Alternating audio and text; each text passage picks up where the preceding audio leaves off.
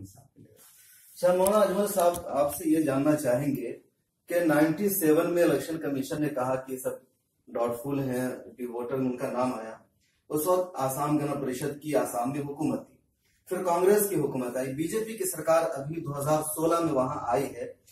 ये कहा जा रहा है हिंदुस्तान भर में, खासतौर से जो मुस्लिम रहनुमा है, कि बीजेपी आसाम के जो शहरी हैं उनको गैर मुल्की करार दे रही है या आसाम को म्यांमार बनाने की कोशिश हो रही है। तो आप इसके लिए किसको जिम्मेदार मानते हैं, बीजेपी को, कांग्रेस को, या वहां के इलाकाई पार्टियों को? कि इसकी पूरी जिम्मेदारी 100% कांग्रेस गवर्नमेंट के ऊपर जाती है, क्योंकि एजीपी ने जब शुरू किया था, जब एजीपी की मिनिस्ट्री गई तो डी वोटर तकरीबन 1 लाख के करीब थे, और कांग्रेस गवर्नमेंट 15 साल रही। हम लोगों ने कम से कम नहीं तो 15 मरतबा हम चीफ मिनिस्टर से मिले कि भाई ये मसला आप तो अपनी जिंदगी में खत्म कर सकते हैं, 5 साल में ये मसला खत्म हो सकता है।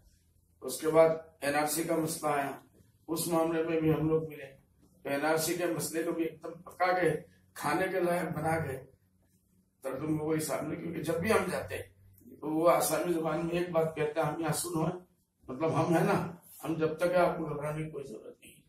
जमीनों का पट्टे का मसला जो इन लोगों का भी, लाखों लोगों को दखला कर दिया, बेघर कर दिया, ये सब मसले भी। और 10 साल तो बीच में एजीपी वाले आए, उससे पहले भी 40-50 साल से कांग्रेस की हुकूमत रही, कभी भी कांग्रेस ने इसको सीरियसली नहीं लिया, ना इसको खत्म किया। अब ये जब आए तो इनको हर चीज बनाया मिला। बीजेपी का अपना उसूल है, उनके पॉलिसी है कि मुसलमानों को सताना है, बांग्लादेशियों को यहाँ से निकालना है।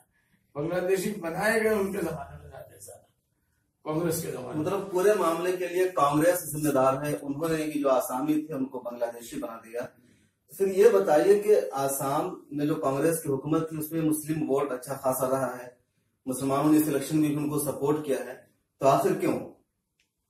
देखिए, कांग्रेस पार्टी के अंदर बहुत से लोग ऐसे हैं जो हमको पूरा यकीन है कि वो अंदरूनी तौर पर बीजेपी आरएसएस के लोग हैं।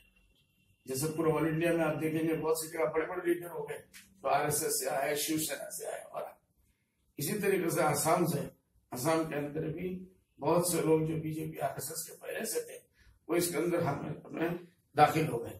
और उन लोगों ने इस पूरे प्रोग्राम को, और चीफ मिनिस्टर साहब के बारे में भी लोग ये कहते हैं कि 25-30 साल पहले मुझे एक रिसाला मिला था कहीं, तो उसके अंदर बाकायदा तरुण गोगोई साहब को हाफ चड्डी पहनकर आरएसएस का डील करते हुए दिखाया।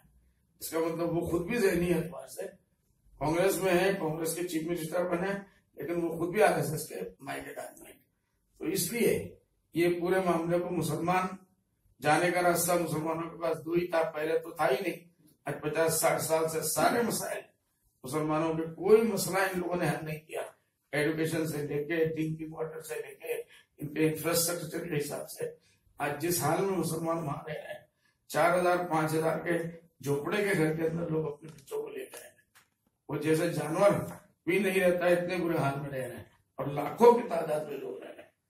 तो तरुण गोगोई साहब ने इस बीच में कई मरतबा बयान पब्लिक में जाके दिया कि मैं साफ कह रहा हूं कि एक भी बांग्लादेशी वहां नहीं है, बांग्लादेशी आसाम में एक भी नहीं है, लेकिन ये सब कैसे आ गए? तो इसको जो है, चूंकि उनके पास कोई दलील नहीं था, उनको हुकूमत करनी थी। जैसे ही बीजेपी वाले आए उनको फाइल्स मिले, उस फाइल्स के हिसाब से वो काम कर रहे हैं, और ये सारा फल